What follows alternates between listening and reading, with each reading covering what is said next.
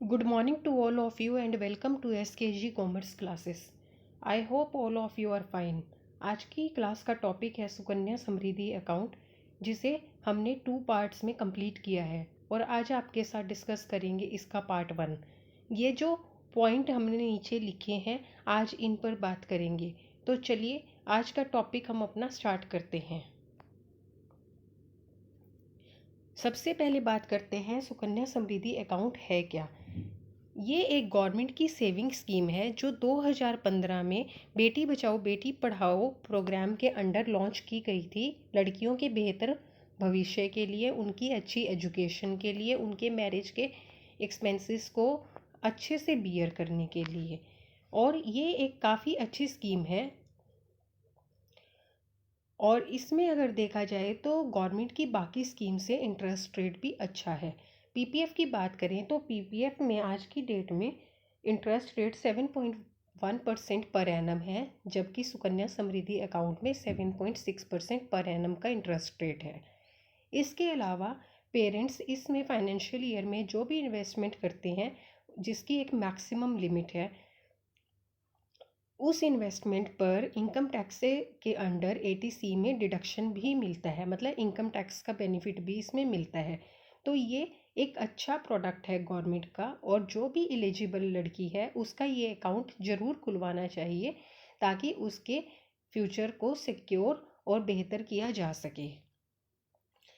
Financial year की बात करें तो ये 12 महीने का वो पीरियड है जो 1 अप्रैल से शुरू होता है और नेक्स्ट ईयर के 31 मार्च तक जाता है।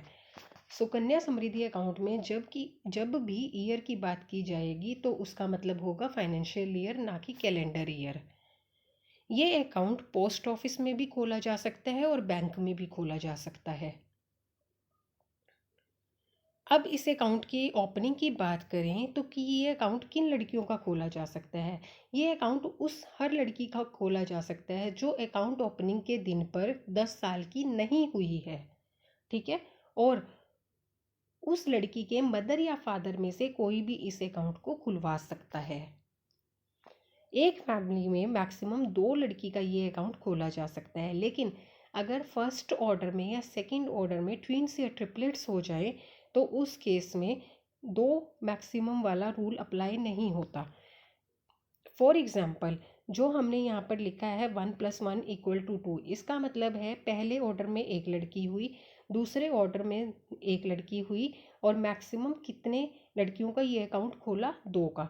देखिए पहली बार में एक लड़की हुई और दूसरी बार में एक लड़की हुई तो 2 लड़कियों का ये अकाउंट खुल गया। अगर पहली बार में एक लड़की होती है और दूसरी बार में ट्विंस जुड़वा लड़की हो जाती है तो तीनों का ये अकाउंट खुलेगा। और पहली बार में एक लड़की हुई और दूसरी बार में अगर 3 लड़की होती है तो उन तीनों का भी ये अकाउंट खुलेगा, मतलब टोटल 4 लड़कियों का अकाउंट खुलेगा। लेकिन अगर पहली बार में ही 2 लड़की हो जाती है तो दूसरी बार में एक लड़की हो, 2 लड़की हो या 3 लड़की हो, किसी का भी ये अकाउंट नहीं खुलेगा। और अगर पहली बार में 3 लड़की होती है तो उन तीनों का ये अकाउंट खुलेगा, लेकिन पहली, दूसरी और तीसरी लड़की जो दूसरी बार में हुई है किसी का ये अकाउंट नहीं खुलेगा।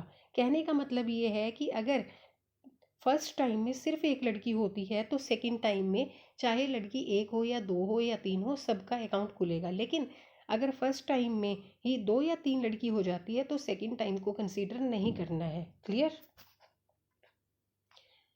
हर लड़की का सिर्फ एक ही सुकन्या समृद्धि अकाउंट हो सकता है, इससे ज़्यादा सुकन्या समृद्धि अकाउंट नहीं खोले जा सकते। इस अकाउंट में कितना अमाउंट डिपॉजिट करवाया जा सकता है? देखिए इस अकाउंट को खोलने के टाइम पर कम से कम 250 रुपये इस अकाउंट में जमा करवाने होंगे और उससे ऊपर 50 के मल्टीपल में आप 1.5 लाख तक कितना भी अमाउंट जमा करवा सकते हैं। 50 के मल्टीपल का मतलब है वो अमाउंट जमा हो जाएगी जो 50 से डिवाइड होती हो। फॉर एग्जाम्पल 300 रुपीज़ इसमें डिपॉजिट हो जाएंगे, लेकिन 310 रुपीज़ इसमें डिपॉजिट नहीं हो सकते हैं। और हर साल में कम से कम आपको 250 रुपीज़ का डिपॉजिट ज़रूर कराना होगा और उससे ऊपर 50 के मल्टीपल में आप मैक्सिमम अमाउंट जो कि 1,50,000 है उस तक आप 50 के मल्टीपल में कितना भी अमाउंट जमा करवा सकते हैं। अब बात करें टेन्योर ऑफ डिपॉजिट्स की, मतलब कितने सालों तक इसमें अमाउंट डिपॉजिट करवाया जा सकता है। तो जिस दिन ये अकाउंट खुला है उस दिन से 15 सालों तक इस अकाउंट में अमाउंट डिपॉजिट करवाया जा सकता है।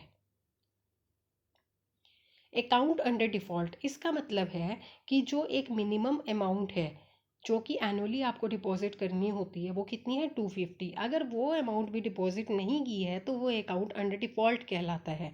और क्या ऐसे अकाउंट को रेगुलर किया जा सकता है? बिल्कुल किया जा सकता है। उसके लिए आपको कितना अमाउंट डिपॉजिट करवाना होगा, तो 50 रुपीज़ की पेनल्टी, और जो मिनिमम एनुअल डिपॉजिट है 250 का, मतलब 300 रुपीज़। और हर साल के लिए जितने साल में आपने डिफ़ॉल्ट किया है, मान लीजिए आपने 4 सालों का डिफ़ॉल्ट किया है तो 300 × 4, मतलब 1200 रुपीज़ को डिपॉजिट करवा के आप उस अकाउंट को रेगुलर कर सकते हैं। जो पेनल्टी की अमाउंट है वो आपके डिपॉजिट में शो तो होती है, लेकिन उसको इंटरेस्ट की कैलकुलेशन के टाइम पर कंसीडर नहीं किया जाता है और इनकम टैक्स में उसका डिडक्शन भी नहीं मिलता है।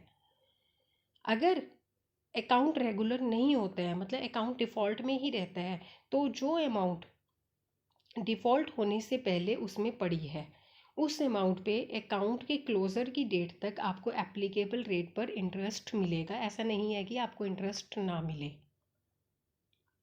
अब इंटरेस्ट ऑन डिपॉजिट की बात करें तो ये गवर्नमेंट की स्कीम है, तो इस पर रेट भी गवर्नमेंट ही फिक्स करती है और ये 3 महीनों के लिए फिक्स किया जाता है। 3 महीनों के बाद ये कम ज़्यादा या इक्वल हो सकता है। जो भी इंटरेस्ट इसमें कैलकुलेट होता है वो हर ईयर के एंड पर, मतलब फाइनेंशियल ईयर के एंड मार्च के महीने में अकाउंट में क्रेडिट कर दिया जाता है। और जो इंटरेस्ट इस बार मिला है उस पर अगले साल में उस पर भी इंटरेस्ट मिलता है, मतलब यहाँ पर कंपाउंडिंग का फॉर्मूला चलता है।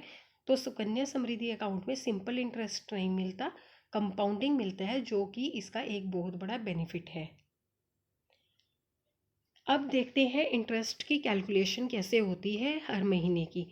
एक महीने में मान लीजिए हम अप्रैल की बात करते हैं, तो अप्रैल में 5 तारीख से लेके 30 तारीख तक, 5 को भी इंक्लूड करना है और 30 को भी, इन दिनों में जिस दिन का बैलेंस सबसे कम है उसे इस महीने का इन्वेस्टमेंट माना जाता है और उस पर उस महीने का ब्याज कैलकुलेट किया जाता है। फॉर एग्जाम्पल, आपका 4 अप्रैल को 5,000 का बैलेंस है, आपने 5 तारीख को 1,000 रुपया जमा करवाया, जिससे कि आपका 5 को बैलेंस कितना हो गया, 6,000।